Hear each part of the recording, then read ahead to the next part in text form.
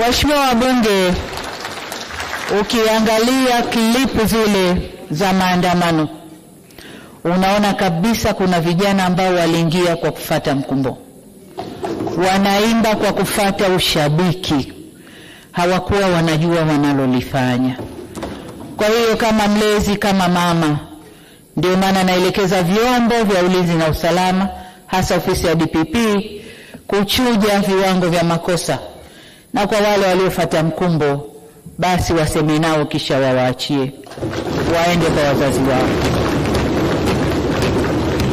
Natoa msamaha huo kwa sababu hata maneno ya Mwenyezi Mungu katika kitabu cha Luka sura 23 mstari wa 34 yanasema, na hapa nanukuu, Yesu akasema, Baba uwasamehe kwa kuwa hawajui watendalo.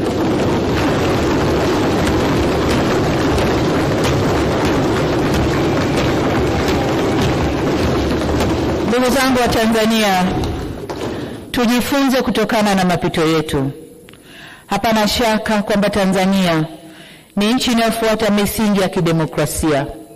Ila neno demokrasia kamili inaweza kutafsiriwa kwenye mitazamo tofauti. Haina formula moja. Kama taifa tunaendelea kujifunza na kujirekebisha. Hivyo basi sote kwa umoja wetu tunapaswa tuitumie fursa hii, tuendelee kujifunza, tujirekebishe na tukubaliane jinsi ya kuendesha nchi yetu kidemokrasia